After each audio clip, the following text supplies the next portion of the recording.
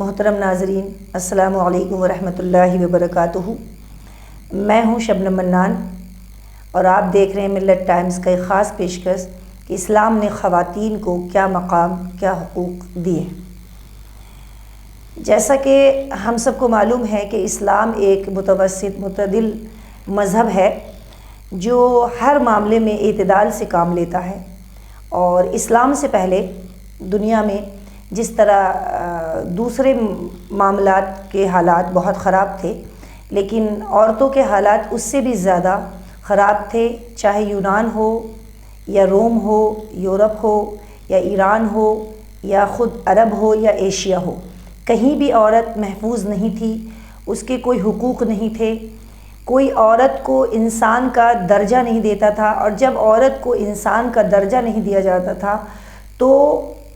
نہ ہی اس کے حقوق تھے۔ جب انسان ہی نہیں مانا جاتا تھا تو انسانوں والے کوئی حقوق اس کے ساتھ نہیں تھے، وہ محکوم تھی، مظلوم تھی، اس کی عزت پامال تھی اور پوری طریقے سے وہ لہو لہان تھی۔ ایسی حالت میں جب اسلام کا ظہور ہوا تو جہاں ہمارے نبی محمد صلی اللہ علیہ وسلم نے پوری دنیا کے لیے رحمت للعالمین بنا کر بھیجے، وہیں پر انہوں نے عورتوں پر خاص توجہ دی اور عورتوں کے لیے خاص حقوق لائے اور ان کے لیے خاصا خوشخبری دی اسلام نے، اس طریقے سے کہ سب سے پہلے اللہ تعالیٰ نے عورت کو انسان کا درجہ دیا، کیونکہ دنیا والے عورت کو انسان سمجھتے ہی نہیں تھے، اسی وجہ سے اس کے کوئی حقوق نہیں تھے، کوئی حق نہیں تھا، نہ مال میں، نہ گھر میں، کسی بھی طرح کے کوئی رائٹس ان کو حاصل نہیں تھے۔ لہٰذا اللہ تعالیٰ نے یہ خوشخبری سنائی آپ صلی اللہ علیہ وسلم کے ذریعہ۔ قرآن میں یہ فرمایا سورہ نساء میں کہ خلقکم من نفس واحدۃ وخلق منها زوجہا، کہ ہم نے تم کو ایک نفس واحد سے پیدا کیا اور اسی سے تمہارا جوڑا بنایا، یعنی تمہاری بیویاں بھی ہم نے اسی نفس واحد سے پیدا کی۔ یہاں پر اللہ تعالیٰ نے یہ کہا کہ عورت جو ہے وہ بھی انسان ہے جتنے مرد انسان ہیں، جس طرح ہم نے تم کو پیدا کیا ہے اسی طریقے سے عورت کو بھی ہم نے اسی نفس سے پیدا کیا ہے۔ یہ کہہ کر اسلام نے یہ ثابت کیا کہ عورت بھی ایک انسان ہے اور انسانوں والے سارے حقوق بھی اس کو دیے جس طرح سے مردوں کو حاصل تھے۔ دوسرا پوائنٹ یہ آتا ہے کہ جب عورت یہ ثابت کر دیا گیا کہ عورت انسان ہے اور وہ کوئی نباتات یا حیوانات نہیں ہے، اور بعض لوگ تو یہاں تک کہتے تھے کہ عورت جو ہے وہ ذی روح بھی نہیں ہے، چونکہ وہ انسانوں کے ساتھ رہتی ہے اسی لیے وہ ذی روح میں شمار ہوتی ہے۔ کوئی انہیں شیطان کا فتنہ کہتا تھا، کوئی شیطان کا آلے کار کہتا تھا، بہت ساری چیزیں عورتوں کے بارے میں کہی جاتی تھی، لیکن اسلام نے یہ کہہ کر کہ ہم نے تم کو ایک نفس سے پیدا کیا اور اسی سے تمہاری بیوی کو پیدا کیا، مطلب جس طرح تم ہو اسی طرح وہ بھی انسان ہے، دونوں کے حقوق برابر ہیں۔ اس کے علاوہ یہ بھی بتایا کہ دونوں میں مکرم کون ہے، افضل کون ہے، یعنی اگر ایک کوئی اچھا کام یا برا کام کرتا ہے تو کیا اس کا کاؤنٹ ہوگا اور عورت کا کاؤنٹ نہیں ہوگا؟ تو ایسا نہیں۔ اللہ تعالیٰ نے فرمایا،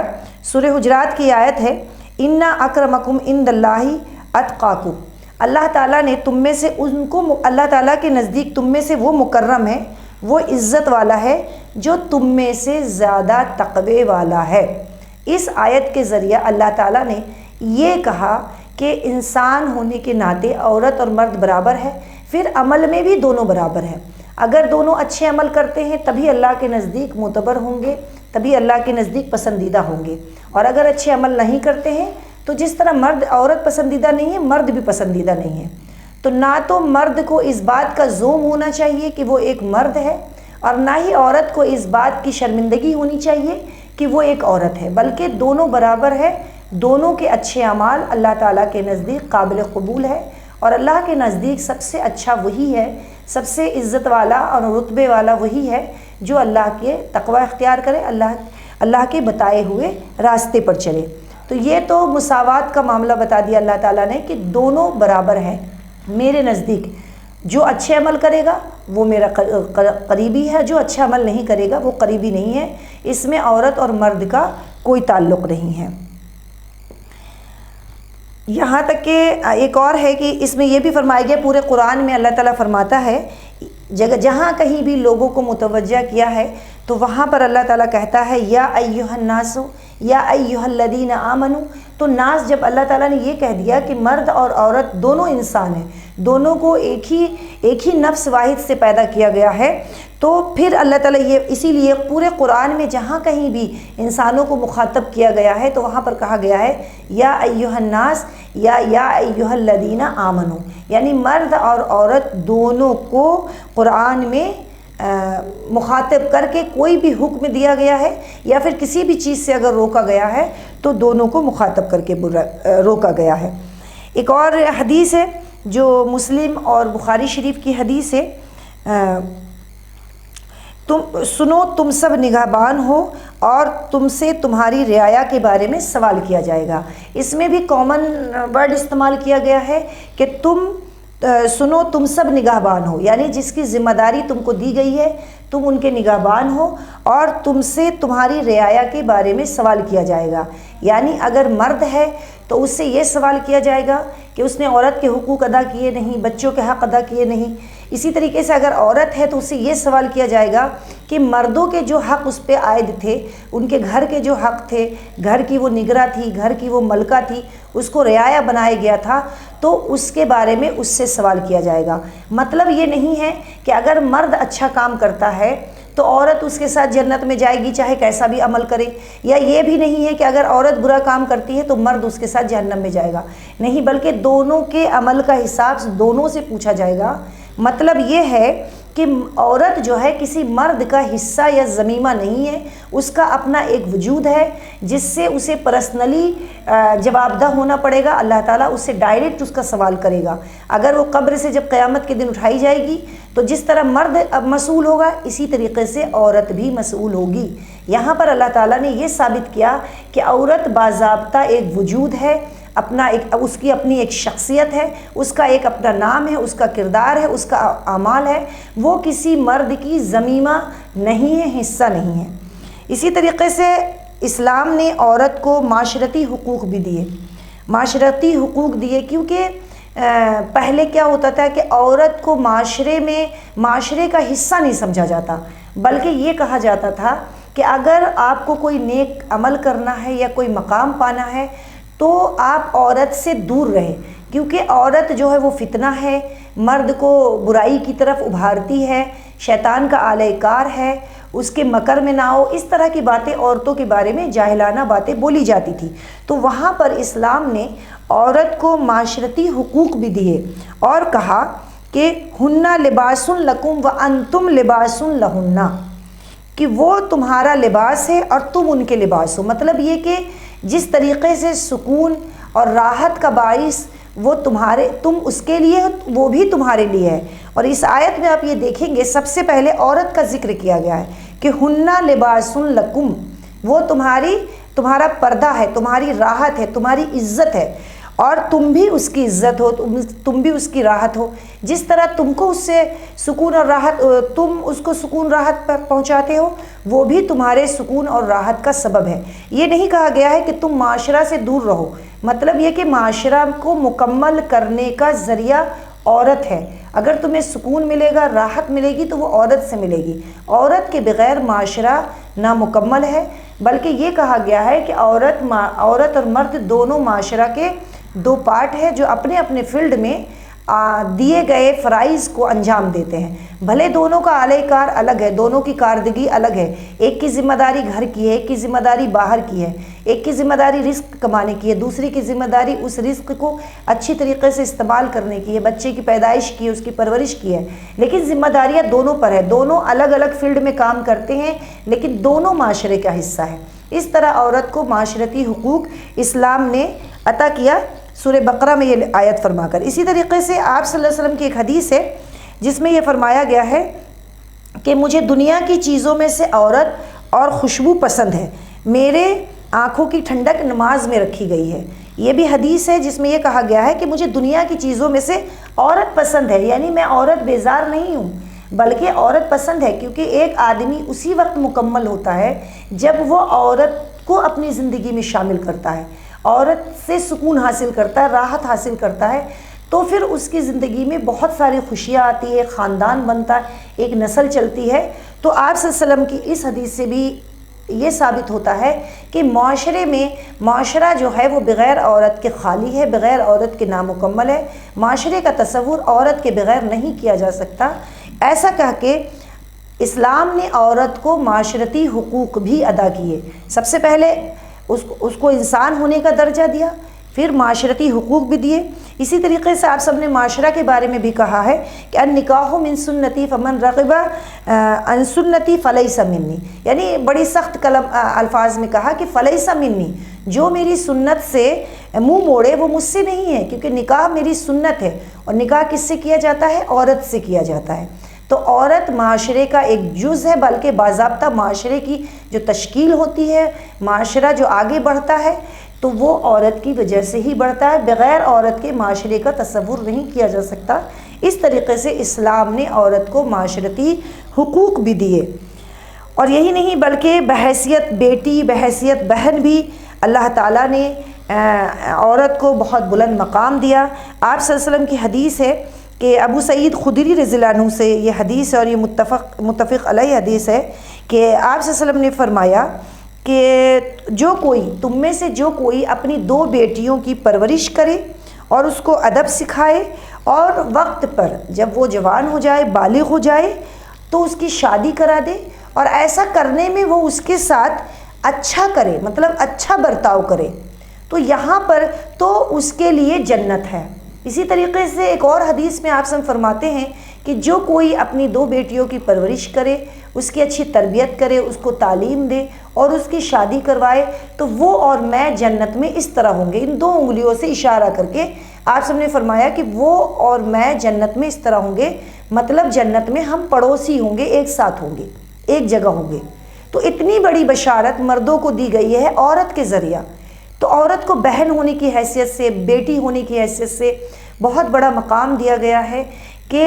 وہ بہن جو ہے وہ زحمت نہیں، بیٹی جو ہے وہ زحمت نہیں ہے بلکہ رحمت ہے۔ اس طرح جنت کو کمانے کا ضامن اور ذریعہ اللہ تعالیٰ نے عورت کو بنایا، اور بحیثیت بیٹی اور بحیثیت بہن عورت کو یہ بلند مقام عطا کیا کہ اگر کوئی والد اور کوئی بھائی اپنی بیٹی اور اپنی بہن کی پرورش کرتا ہے اور اس کو اچھی تعلیم دیتا ہے، اچھی تربیت کرتا ہے اور اس کی شادی کرا دیتا ہے، اور ایسا کرنے کے درمیان وہ اس کے ساتھ اچھا برتاؤ بھی رکھتا ہے، تو اس کے لیے جنت ہے، اور جنت میں وہ، اور آپ سب نے اپنے بارے میں کہا کہ میں ایسے رہیں گے۔ مطلب یہاں پر اللہ تعالیٰ نے آپ صلی اللہ علیہ وسلم نے بیٹی اور بہن کو، اپنے بھائی اور باپ کو جنت پانے کا ذریعہ بنایا ہے۔ اسی طریقے سے اللہ تعالیٰ نے ماں کے حقوق، ماں کے بارے میں سورہ احقاف کی آیت میں اللہ تعالیٰ فرماتا ہے کہ ہم نے انسان کو اپنے والدین سے حسن سلوک کا حکم دیا ہے۔ اس کی ماں اسے مشقت اٹھا کر حمل میں رکھتی ہے، پھر مشقت اٹھا کر اس کو پیدا کرتی ہے، اور پھر اس کے دودھ چھڑانے میں اور اس کے حمل میں 30 مہینے لگ جاتے ہیں۔ تو یہ سورہ احقاف کی آیت میں ہے جس میں اللہ تعالیٰ نے انسان کو یہ حکم دیا ہے کہ وہ اپنے والدین کے ساتھ اچھا سلوک کرے، والدین کے ساتھ اچھا سلوک کرے۔ اور جہاں کہیں بھی قرآن میں اللہ تعالیٰ جب اپنے حق کی بات کرتا ہے تو وہاں پہ والدین کے حق کی بات کرتا ہے۔ تو اس طریقے سے اللہ تعالیٰ نے والدہ کی شکل میں بھی ایک عورت کو نجات کا سبب بنایا۔ اسی طریقے سے ایک حدیث میں آتا ہے کہ الجنت تحت اقدام الامہات، کہ جنت جو ہے وہ ماں کے قدموں کے نیچے ہے۔ اس حدیث سے یہ ثابت ہوتا ہے کہ دنیا کے ہر مرد کو، چاہے وہ کیسا بھی ہو، وہ کوئی پرائم منسٹر ہو، کوئی بادشاہ ہو، کوئی غریب ہو، کوئی فقیر ہو، کوئی بہت بڑا آدمی ہو یا چھوٹا آدمی ہو، وہ بہت طاقتور ہو یا کمزور ہو، بہت ہی اعلیٰ ظرف ہو یا کوئی بھی ایسا شخص ہو، اسے اللہ تعالیٰ نے ایک کمزور ناتواں ماں کے قدموں میں جھکا دیا ہے۔ اسی طریقے سے ایک حدیث ہے، ابو ہریرہ رضی اللہ عنہ کی حدیث ہے، جس میں یہ آیا ہے کہ آپ صلی اللہ علیہ وسلم سے ایک شخص نے آ کر پوچھا کہ یا رسول اللہ صلی اللہ علیہ وسلم، میرے حسن سلوک کا سب سے زیادہ حقدار کون ہے؟ تو آپ صلی اللہ علیہ وسلم نے فرمایا تمہاری ماں۔ پھر آپ صلی اللہ علیہ وسلم سے پوچھا، اس شخص نے پوچھا کہ اس کے بعد کون ہے؟ تو آپ صلی اللہ علیہ وسلم نے فرمایا تمہاری ماں۔ پھر اس کے بعد پوچھا تو آپ صلی اللہ علیہ وسلم نے فرمایا تمہاری ماں۔ اس کے بعد اس نے پوچھا پھر کون ہے؟ تو آپ صلی اللہ علیہ وسلم نے فرمایا تمہارا باپ۔ مطلب یہ ہے کہ یہ ماں جو ہے جو ناتوا اور کمزور ہے، جس نے تمہیں جنم دیا، جس نے تمہیں 9 مہینہ اپنے پیٹ میں رکھا مشقت کے ساتھ، پھر تمہیں دودھ پلایا، اور اس طرح دودھ پلانے، پھر مشقت کے ساتھ تمہارے پیدا کیا، پھر تمہیں دودھ پلایا، اس طرح دودھ پلانے میں اور پیدا کرنے میں پورے 30 مہینے لگ گئے۔ تو جو یہ ہے، یہ جو خاتون ہیں جو اب کمزور اور ناتوا ہیں، ان کے قدموں کے نیچے تمہاری جنت ہے، اور یہ تمہارے حسن سلوک کی جو تمہارے اندر ہے وہ 75% حقدار ہے، کیونکہ 3 مرتبہ آپ صلی اللہ علیہ وسلم نے یہ فرمایا کہ تمہاری ماں اور تمہاری ماں، پھر 25% جو ہے وہ تمہارا باپ حقدار ہے۔ ایسا نہیں ہے کہ باپ کا حق کم ہے، لیکن چونکہ ماں کمزور ہوتی ہے، کچھ زیادہ اپنے بچوں سے محبت کرتی ہے، زیادہ قربانیاں دیتی ہیں۔ اگر کوئی شخص آدھی روٹی زیادہ کھا لیتا ہے تو وہ ماں جو ہے وہ جھیل نہیں پاتا ہے، پریشان ہو جاتا ہے کہ آج میں نے کھانا زیادہ کھا لیا ہے، لیکن ایک ماں 9 مہینے تک ایک وزن کو مستقل صبر کے ساتھ ڈھوتی ہے۔ تو اسی لیے ماں کا مقام بہت زیادہ ہے، اور اسلام نے یہ کہہ دیا کہ اگر جنت پانا ہے تو ماں کے قدموں میں تمہاری جنت ہے، یعنی ماں کو خوش رکھو، اپنی صلہ رحمی کا، اپنے حسن سلوک کا 75% اپنی ماں پر خرچ کرو، اور اسے محبت سے دیکھو تو ایک حج کا ثواب ہے۔ اور مسکرا کر، مطلب مختلف طریقے سے عورت کے ہر رتبے کو، ہر مقام کو، ہر عہدے کو، ہر درجے کو اللہ تعالیٰ نے ایک بلند اور بالا عزت سے نوازا ہے، جیسے ماں کے عہدے کو۔ اسی طریقے سے اللہ تعالیٰ نے عورت کو وراثت میں بھی کا بھی حق دیا ہے۔ پہلے کیا ہوتا تھا کہ دوسرے دین میں اور دوسرے قوموں میں یہ تھا کہ عورت کو وراثت میں کوئی حصہ نہیں تھا، وہ سارا جو وارث ہوتا تھا وہ مرد ہوتا تھا، لہٰذا جب وراثت میں کوئی حصہ نہیں ہوتا تھا تو اس کے پاس مال و دولت نہیں ہوتا تھا، اور پھر جس کے پاس مال و دولت نہیں ہوتا ہے تو وہ اس کا کوئی پوچھنے والا بھی نہیں ہوتا ہے، اس کا کوئی کسی پر روب بھی نہیں ہوتا ہے، اس کی کوئی عزت بھی نہیں کرتا ہے۔ تو اللہ تعالیٰ نے وراثت میں بھی اس کا عورتوں کا حصہ لگا۔ اسلام نے عورت کو وراثت میں بھی حصہ دلوایا اور کہا للرجال حظ الانثیین، مطلب 2 عورتوں کے برابر ایک مرد کا حصہ ہے۔ یہ سورہ نساء کی آیت ہے کہ 2 عورتوں کے برابر ایک مرد کا حصہ ہے۔ اس آیت میں بھی اللہ تعالیٰ نے عورت کو بلند مقام عطا کیا، یہ نہیں کہا کہ ایک مرد کا جو حصہ ہے اس کا آدھا عورت کا ہے، بلکہ یہ کہا کہ 2 عورتوں کا جو حصہ ہے وہ ایک مرد کا حصہ ہے۔ اس طرح بھی یہاں پر بھی ایک تو وراثت میں حصہ دیا، پلس یہ کہ عورت کا بیان پہلے کر کے یہ ثابت کیا کہ تم اپنے بارے میں بعد میں سوچو، پہلے عورت کا حصہ دو، اور عورت کو یہاں پر پھر بلند مقام عطا کیا۔ اور اس طریقے سے عورت کو صرف وراثت میں حصہ نہیں دیا بلکہ نان نفقے کا بھی دیا۔ آیت میں آتا ہے کہ یہ عورتوں کا نان نفقہ مردوں پر ہے، اگر وہ بیٹی ہے تو باپ پر ہے اس کا نفقہ، اگر بہن ہے تو بھائی پر ہے اس کا نان نفقہ، اگر وہ بیوی ہے تو شوہر پر ہے نان نفقہ، اگر وہ ماں ہے تو پھر بیٹے پر ہے اس کا نان نفقہ۔ اللہ تعالیٰ فرماتا ہے کہ جو تم میں سے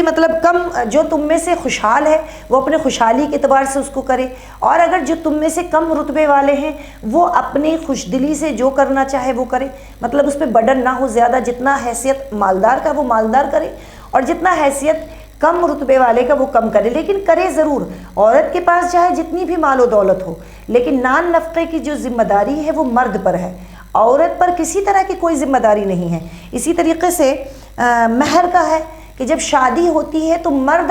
عورت مرد کو کچھ نہیں دیتی، بلکہ اسلام نے یہ کہا ہے کہ مرد عورت کو دے، اور اس کو مہر کہا گیا۔ دیکھیں سب کے الگ الگ نام ہیں، ایک جگہ وراثت کہا گیا، ایک جگہ نان نفقہ کہا گیا ہے، اور اب مہر کی بات ہو رہی ہے کہ اگر ایک عورت ایک جگہ سے شادی کر کے اپنے مرد کے ساتھ دوسری جگہ جاتی ہے تو پھر اس کو آپ نان نفقہ کے ساتھ ایک خطیر رقم بھی دیجئے، یہ رقم کی شکل کی کوئی ایسی چیز دیجئے جو مالی حیثیت رکھتا ہو تاکہ وہ مضبوط رہے، کسی کی محتاج نہ ہو اور وہ صاحب حیثیت ہو، صاحب حیثیت کہلائے۔ تو اس طرح اللہ تعالیٰ نے کئی طریقے سے، کئی ذریعے سے اس کو مالی حقوق بھی دیے، اس کو وراثت میں بھی حصہ دیا، نان نفقے کا بھی حق دیا، مہر کا بھی حق دیا۔ اس کے علاوہ زندگی میں جو کچھ بھی عورت کو ملتا ہے تحفہ تحائف، شادی بیاہوں میں یا ویسے بھی، وہ اس کی بھی مالک مختار ہے۔ اسی طریقے سے عورت اگر شریعت کے دائرے میں رہتے ہوئے کچھ کام کرتی ہے تو ان پیسوں کے بھی وہ مالک کل مختار ہے۔ اللہ تعالیٰ نے اس مال و دولت کا اختیار بھی اس کو دیا ہے۔ یہ نہیں ہے کہ اگر مال و دولت اس کا ہے تو مردوں سے یہ کہا گیا ہے، قرآن میں آیت ہے کہ تم لوگوں کے مالوں کو نہ کھاؤ، اور عورت کے لیے الگ سے آیت بیان کیا گیا ہے، تم عورتوں کے مال کے زبردستی وارث نہ بنو کسی بھی طریقے سے، اگر بہن کی دولت ہے تو اس پہ بھی نہ بنو، یہ کہا گیا ہے۔ تو اس طریقے سے مالی اعتبار سے عورت کو مرد کے مقابل میں کہیں زیادہ مستحکم بنایا گیا ہے، کہیں زیادہ مضبوط بنایا گیا ہے، اور عورت پر کسی بھی طرح کی کوئی ذمہ داری نہیں ہے، کسی کے نان نفقے کی ذمہ داری نہیں ہے۔ اگر وہ اپنی مرضی سے کسی کو کچھ دے دیتی ہے تو یہ اس کی مرضی ہے۔ تو مالی طور پر بھی اللہ تعالیٰ اسلام نے عورت کو وہ مقام اور رتبہ عطا کیا جو کبھی کسی زمانے میں، کسی دین میں، کسی قوم میں، کسی فرقے میں نہیں دیا گیا، جو اسلام نے دیا ہے۔ اسی طریقے سے عورت کے علم کا حق دیا، عورت کو علم کا حق دیا۔ ایک اور آیت ہے قرآن میں، الرجال قوامون علی النساء، کہ مرد جو ہے عورت پر قوام ہے۔ اس کا تھوڑا سا لوگوں میں غلط میسج ہے، لوگ سمجھتے ہیں کہ عورت پر مرد حاکم ہے، یہ نہیں ہے، بلکہ قوام کا مطلب ہے کہ مرد عورت کا ذمہ دار ہے۔ اگر رات کو 2 بجے اس کو ایک ڈسپلن کی بھی ضرورت ہے تو وہ مرد کی ذمہ داری بنتی ہے کہ وہ اس کے لیے پرووائڈ کروائے، یہ مطلب ہوتا ہے قوام کا۔ تو اللہ تعالیٰ نے ہر مقام پر عورت کو بلند اور بالا رتبہ عطا کیا ہے، ہر جگہ عورت کو بہت ہی عافیت، بہت ہی سکون دیا ہے، اور مرد کے بنسبت مرد کے ذمے بہت سارے کام ہیں، بہت ساری ذمہ داریاں مردوں پر عائد کر دی ہے، اور عورت کو وراثت بھی کئی جگہوں سے چھوٹے چھوٹے کر کے بہت ساری وراثت ان کو مل بھی جاتی ہے۔ اسی طریقے سے عورت کو اللہ تعالیٰ نے شوہر کے انتخاب کا حق دیا ہے۔ حدیث میں آتا ہے کہ حدیث میں آتا ہے شوہر کے انتخاب کا حق دیا، بخاری اور مسلم کی حدیث ہے کہ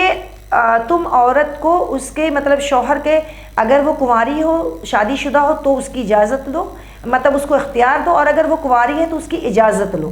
اجازت لینا بہت ضروری، یہ نہیں کہ کوئی عورت کا نکاح آپ اس کی مرضی کے بغیر کرا دے، چاہے وہ کنواری ہو، چاہے طلاق شدہ ہو، یا پھر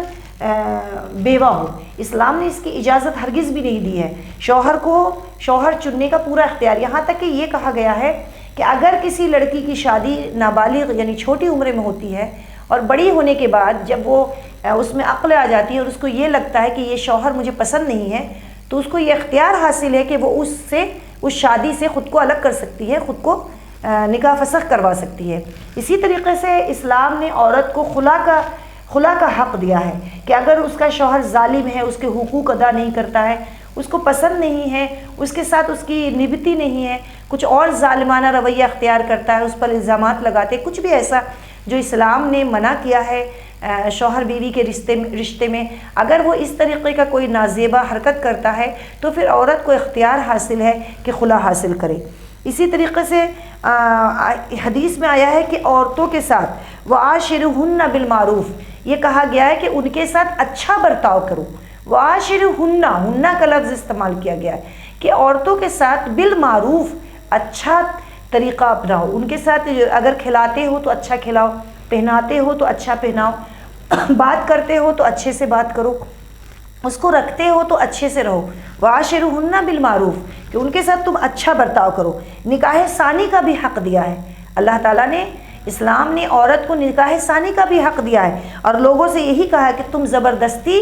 اور حدیث میں آتا ہے کہ ان سے کہا گیا سورہ نور کی یہ آیت ہے کہ وَانْكِحُوا الْأَيَامَ مِنْكُمْ، کہ تم میں سے جو بیوہ عورتیں ہیں تم ان کا نکاح کراؤ۔ اور عورت کو بھی اختیار دیا گیا، جس کی زندہ مثال یہ ہے کہ بہت ساری خواتین نے آپ صلی اللہ علیہ وسلم کو اپنا رشتہ بھیجا، اور صحابہ کرام کو بھی اپنا رشتہ وہ خود سے بھیجتی تھی اگر وہ چاہتی تھی کہ فلاں میرے لیے مناسب رہے گا۔ یہ ایک عورت کا واقعہ ہے کہ ایک عورت جو ہے خود کو تیار کر کے آئی اور آپ سب کے سامنے پیش کیا اور کہا کہ میں آپ سے نکاح کرنا چاہتی ہوں، اگر آپ چاہیں تو مجھے اپنے نکاح میں لے سکتے ہیں۔ تو آپ صلی اللہ علیہ وسلم دوسری سائیڈ ہو گئے، تو صحابہ کرام آگے بڑھ کر پھر ان سے نکاح کی تو آپ صلی اللہ علیہ وسلم اگر چاہتے تو ان کو منع کرتے کہ نہیں تمہیں اجازت نہیں ہے اپنے آپ سے نکاح کرنے کا، اور نکاح ثانی کرنے کا تو بالکل اجازت نہیں ہے۔ تو آپ صلی اللہ علیہ وسلم نے نہیں منع کیا ہے۔ اس کا مطلب یہ ہے کہ عورت کو نکاح کا پورا اختیار حاصل، یہ الگ بات ہے کہ اس کے درجات کیا ہے، کیسے کرنا ہے، اس میں ولی کو شامل کرنا ہے نہیں کرنا، وہ ایک الگ مراحل ہے۔ لیکن اللہ تعالیٰ نے عورت کو، اسلام نے عورت کو پورا یہ حق دیا ہے کہ وہ اپنے نکاح چاہے وہ کنواری ہو تو بھی اپنے ولی کی اجازت سے کر سکتی ہے، اور اگر وہ کنواری نہیں ہے تو ولی کے مشورے سے تو ضرور کر سکتی ہے۔ اللہ تعالیٰ اسلام نے عورت کو علم کا اختیار دیا، اسلام نے عورت کو علم کا اختیار دیا، علم حاصل کرنے کا۔ جہاں دوسری قوموں میں عورت کو لکھنا پڑھنے کی اجازت نہیں تھی، وہاں اسلام نے، جیسے کہ قرآن کی پہلی آیت ہے کہ اقرأ بسمک، تم پڑھو اللہ کے نام سے۔ بھلے اس میں اللہ تعالیٰ نے آپ صلی اللہ علیہ وسلم کو مخاطب کیا ہے، لیکن یہ پوری دنیا کے لوگوں کو مخاطب کیا گیا ہے کہ تم پڑھو رب کے نام سے، جس میں عورت اور مرد سب شامل ہے۔ اسی طریقے سے آپ سے فرمایا کہ طلب العلم فریضۃ علی کل مسلم و مسلمہ، کہ علم کا حاصل کرنا مرد اور عورت دونوں پر فرض ہے۔ تو علم کا بھی دیا گیا ہے اختیار کہ ایک عورت اپنا علم ویسے ہی حاصل کر سکتی ہے جیسے ایک مرد حاصل کر سکتا ہے۔ اطلب العلم ولو کان بالسین جب کہا گیا تو اس میں بھی ایک کامن ورڈ کہا گیا ہے کہ اطلب العلم، کہ تم علم حاصل کرو، یعنی عورت بھی سفر کر سکتی ہے علم کے لیے۔ تو اسی لیے کتنی بھی صحابیات ایسی تھی، حضرت عائشہ رضی اللہ عنہا تھی جو درس دیتی تھی، فقیہہ تھی، وہ معلمہ تھی، وہ حساب جانتی تھی، وہ جراحی جانتی تھی، طب جانتی تھی، بہت کچھ جانتی تھی۔ تمام علوم جو اس وقت اویلیبل تھے دین اسلام کے علاوہ بھی جو دنیاوی تعلیم تھی، وہ تمام علم، کتنی صحابیات تھی، سب کو آتا تھا۔ کوئی شاعرہ تھیں، کوئی طبیبہ تھی، کوئی جراحی کرتی تھی، کوئی کاروبار کا علم جانتی تھی، حدیث کا علم جانتی تھی، قرآن کی تفسیر جانتی تھی، اور بڑے بڑے صحابہ کرام صحابیات سے، حضرت عائشہ رضی اللہ عنہا وغیرہ سے علم حاصل کیا کرتے تھے۔ تو اسلام نے علم حاصل کرنے کی بھی پوری اجازت دی۔ تو اس طرح اسلام نے عورت پر بہت سارے احسان کیا۔ اسی طریقے سے عزت آبرو کی حفاظت، جان و مال کی حفاظت کی پوری ذمہ داری۔ جس طریقے سے ایک مرد کے ساتھ اگر کوئی ظلم کرتا ہے، اس کو قتل کر دیتا ہے، یا اس کو زخم پہنچا دیتا ہے، یا اس کی عزت آبرو سے کھلواڑ کرتا ہے، تو اس کے لیے اس کو سزا دیا جائے گا، مجرم کو۔ اسی طریقے سے ایک عورت اگر کے اوپر کوئی تکلیف پہنچاتا ہے، اس کا قتل کر دیتا ہے، یا اس کو کسی طرح کا زخم پہنچاتا ہے، تو جس طریقے سے وہ جرم مرد کے لیے ثابت ہوتا ہے، عورت کے لیے بھی وہ جرم ثابت ہوتا ہے، اور عورت کو جس نے تکلیف پہنچایا ہے اس کو اتنی ہی سزا دی جائے گی جس نے ایک مرد کے مجرم کو دی جائے گی۔ اسی طریقے سے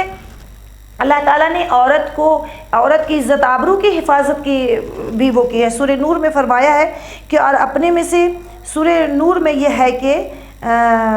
3 طرح کی عورتوں کی عزت ہے، 2 طریقے سے۔ ایک یہ کہ اس پہ قذف کیا جائے، یعنی بد چلنی کا الزام لگایا جائے، اور ایک ہے زنا بالجبر۔ تو بد چلنی کے الزام کے بارے میں آیا ہے کہ اس کو 80 کوڑے مارے جائے۔ جو شخص اس پر الزام لگائے عورت پر کسی طرح کی بد چلنی کا، تو اس کو 80 کوڑے مارے جائے، اور پلس یہ کہ اس شخص کی گواہی کبھی کسی معاملے میں قبول نہ کی جائے۔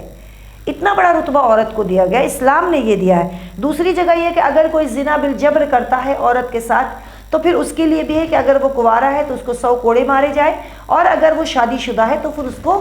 رجم کیا جائے، سنسار کیا جائے، مطلب اس کے آدھے جسم کو زمین میں گاڑ کر آدھے جسم کے حصے پر پتھر برسایا جائے، چھوٹے چھوٹے، اس وقت تک جب تک کہ وہ ان زخموں کی تاب نہ لا کر مر نہ جائے۔ اتنا شدید حکم ہے ایک عورت کی عزت کا کہ اس کو چھوٹے چھوٹے پتھروں سے اس وقت تک مارا جائے جب تک کہ وہ لہو لہان ہو کر اس زخم کی تاب نہ لا کر مر جائے، کیونکہ عورت کی عزت آبرو اتنی ہلکی، اتنی سستی نہیں ہے کہ کوئی اس پر ہاتھ ڈالے۔ اتنا سخت ہے، مطلب یہ قانون ہے۔ تو اگر یہ قانون نافذ کر دیا جائے تو آج پوری دنیا میں عورت محفوظ رہے۔ تو سوال یہ نہیں ہے کہ اسلام نے کیا دیا، اسلام نے تو عورت کو وہ مقام، وہ رتبہ دیا ہے جو کبھی کسی دین، کسی قوم نے نہیں دیا، کسی قانون، کسی شہر نے نہیں دیا، نہ کسی علاقے نے دیا سوائے اسلام کے۔ لیکن بدنصیبی یہ ہے کہ اس قانون کو فالو نہیں کیا جا رہا ہے۔ اگر اسلامی قانون نافذ کیا جائے، جس طریقے سے صرف ایک بات ہے کہ اگر عورت کی عزت پر کوئی ہاتھ ڈالے تو اس کو رجم کر دیا جائے، اس کو سنسار کر دیا جائے، اس وقت تک چھوٹے چھوٹے پتھروں سے مارا جائے جب تک کہ وہ زخم کی تاب لا کے مر نہ جائے۔ یہ سوچ لیجئے۔ تو اتنا بڑا ہے، ایک اتنا بڑا رتبہ اور مقام اللہ تعالیٰ نے عورت کو اتنی عزت بخشی ہے۔ اسی طریقے سے بہت ساری باتوں کے ساتھ ایک بات پر بات ختم کرنا چاہوں گی کہ اللہ تعالیٰ نے قرآن میں پورا ایک سورہ نازل فرمایا ہے سورہ نساء کے نام سے۔ اس سے بلند اور بالا مقام کیا ہوگا ایک عورت کا کہ عورت کے حقوق پامال نہ ہو، اس کے ساتھ کوئی حق تلفی نہ ہو، کیونکہ یہ نازک صفت مخلوق ہے، صنف نازک ہے، اور پہلے سے یہ محکوم اور مظلوم رہی ہے، تو اللہ تعالیٰ نے ایک پورا سورہ نازل فرمایا جس میں صرف عورتوں کے حقوق ہیں، وراثت سے لے کے، اس کی عزت آبرو سے لے کے، اس کی تعلیم سے لے کے، اس کے رہن سہن سے لے کے، ان کو جتنی اجازت حاصل ہے، یہاں تک یہ بھی کہہ دیا گیا ہے کہ اگر کوئی شادی کرتا ہے مرد اور عورت کو طلاق دے رہا ہے تو اس شادی اور طلاق کے درمیان اگر وہ عورت کو اپنی مرضی اور اپنی خوشی سے کچھ ایسے مال و اسباب دے دیے ہیں جو خزانے کے برابر بھی ہو تو وہ عورت سے واپس نہ لے۔ اس کے بارے میں یہ کہا گیا کہ اگر تم، حدیث میں یہ کہا گیا ہے کہ کیا تم ایسے کتے ہو جو اپنے کھانے کو الٹی کر کے کھاتا ہے، یہ سمجھ لیجئے۔ تو یہ کہا گیا ہے کہ عورت کے اس مال و دولت کو جو تم نے دیا ہے شادی کے درمیان تحفے تحائف کی شکل میں، یا ایسے ہی اس کو ملکیت دے دی ہے، تو اسے واپس نہ لو، چاہے وہ خزانے کے برابر کیوں نہ ہو۔ تو پوری سورہ نساء جو ہے عورتوں کے بارے میں نازل ہوئی، اور عورتوں کے چھوٹی چھوٹی حقوق، چھوٹی چھوٹی باتوں کے بارے میں اللہ تعالیٰ نے اس میں تفصیل سے بیان فرمایا ہے، اور مردوں کو ہر مقام پر تنبیہ کی ہے کہ تم عورتوں کو حسن سلوک کرو، اس کے ساتھ اچھا برتاؤ کرو۔ آپ صلی اللہ علیہ وسلم نے خود